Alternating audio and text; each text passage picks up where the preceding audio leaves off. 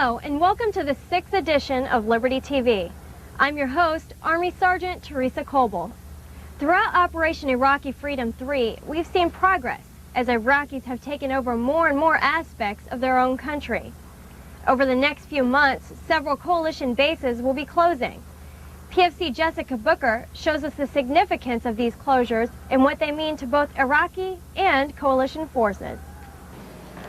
Ladies and gentlemen, the U.S. Army held a transfer ceremony at Forward Operating Base Skunyan in Bakuba, northeast of Baghdad. Members of the 3rd Brigade Combat Team conducted the ceremony with soldiers from the 5th Iraqi Army Division. U.S. troops believe this is an important step towards Iraqi freedom. The Iraqi Army is continuing to grow and get stronger every single day, and today's ceremony is a demonstration of their commitment to providing security for their own country. The Iraqi troops have trained for 18 months to prepare for the transfer. They are eager to continue taking responsibility for their nation's security. I see that all the people here, they feel very happy. And it's a great day to take responsible for this PAB. And we will do it in all Iraqi base PAB, day by day. As the Iraqi Army becomes more experienced, they take more control in protecting the people of Iraq. Reporting for the 22nd MPAD, I'm Army PFC Jessica Booker, Task Force Liberty Public Affairs. To properly prepare Iraqis to become independent, coalition forces have been training and arming Iraqi forces. Specialist Amy English takes us to another base closure where this progress is celebrated. They stand ready, their feet firmly planted on the land they'll protect with their lives. Their ultimate goal, enforce peace and stability in Iraq. This is a great day for all Iraqi people and all Iraqi soldiers, especially because they get this PAB from the American, from our friends. Also, because that means it's a good start for Iraqi Army. He will get more responsibility in the area. Their American counterparts feel quite confident Iraqi soldiers are capable to assume a more demanding role. We're very proud of their skills, leadership, and the bravery of these soldiers and leaders. It is an honor and privilege to work with such allies of the men of 1st Brigade, 1st Battalion, and I am looking forward to a bright future. A future that's not so far away, thanks to training, dedication, and cooperation between U.S. and Iraqi forces. We want to thank all the American people here because they did a great job with us for training our guys in our battalion. We consider them as a brothers here.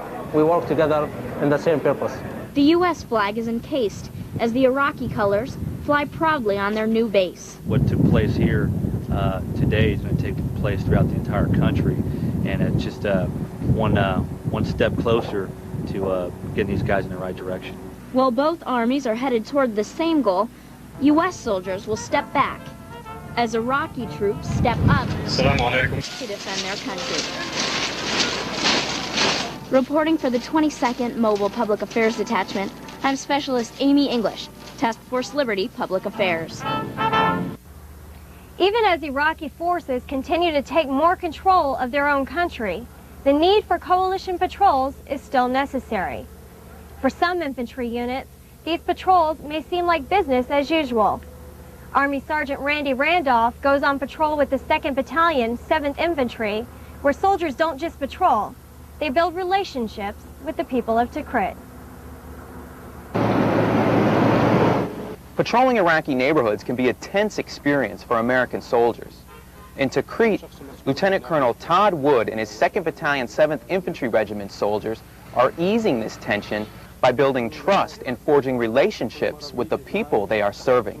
Just keep the people in basically the good graces. Let them know that you care about what you're doing. Just basically let them know that you're here for them. Hey, you did a really good job on that last By conducting patrols, Colonel Wood and his men are showing their presence so neighborhoods in Tikrit can stay safe. He says it's also an important opportunity to discuss the concerns of the local people face to face. And that's absolutely critical in breaking down walls. When they see us driving around in armored vehicles with the windows up, we don't reach out to them and they don't get to know us. When you get out one-on-one and talk to them and they realize, hey, this is a person, this is a soldier, he's out doing his job. As night falls on Tikrit, Lieutenant Colonel Todd Wood guides his soldiers through the city streets. paving the way for new relationships. Reporting for the 22nd MPAD, I'm Army Sergeant Randy Randolph, Task Force Liberty, Public Affairs.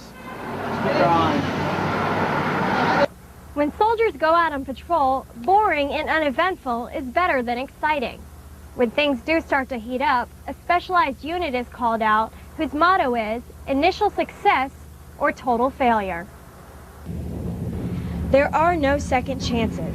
When 761st Explosive Ordnance Disposal rolls out on a mission, they're prepared for anything. These EOD technicians respond to everything from suspected munitions found on post to vehicle-borne improvised explosive devices in town.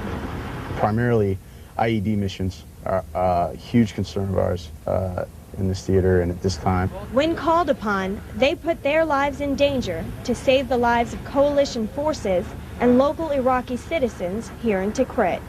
Disarming is kind of a byproduct. Our initial mission is protecting the force. We're out there to save human lives.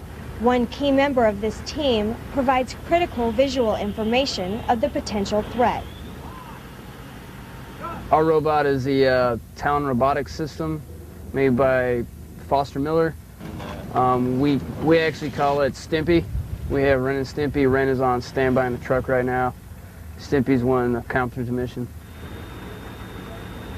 Although the Talon has its advantages, it also has limitations. Sometimes the Talon will break down or it won't provide all the coverage that we need. Occasionally, the Talon can't see into some critical areas, and a team member is sent forward in a bomb suit. That's something you really don't want to see. You know, that's man on target. But you got that robot, if it's downrange, something happens to the robot, you can replace a robot. But you can't replace a good friend or a team leader, someone who's taught you so many good things. Whether investigating with the robot or the soldier, the team works together, aiming towards initial success every time. Reporting for the 22nd MPAD, I'm Army Sergeant Teresa Coble, Task Force Liberty, Public Affairs. Saving lives feels good. So does winning the lottery. This soldier didn't win the lottery, but his daughter wrote an essay valued at $160,000. Army Sergeant Mike Montello tells how one FOB McKenzie soldier has something special waiting back in Texas.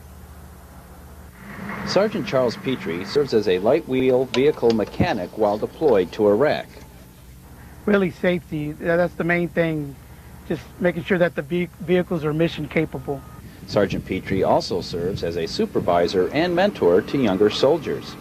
First of all, I try to set a good example, and I try to oversee all the maintenance aspects and kind of show them what I'm looking for. Sergeant Petrie was told to call home at 4 in the morning expecting something bad. Well, they told me that I needed to call home, and I was a little concerned that something wrong had happened. His daughter had written an essay for a major giveaway, and he and his family won something very big. To my surprise, they were having a giveaway back home. A furniture store there, Gallery Furniture, Pioneer Homes, and KHOU TV in Houston were giving away a home to a deployed soldier, and I won that home. When his deployment time ends, he plans to enjoy all the comforts of his new home. Taking a shower in your own shower, that's what I want to do. Using my own toilet, you know. For now, Sergeant Petrie will continue to take care of the vehicles and his soldiers. Reporting for the 22nd MPAD, I'm Army Sergeant Mike Montello, Task Force Liberty Public Affairs. That's it for this edition of Liberty TV. I'm your host, Army Sergeant Teresa Coble. Please feel free to email any suggestions for stories to 42nd.id.pao@us.army.mil. Thanks for watching, and we'll see you next month.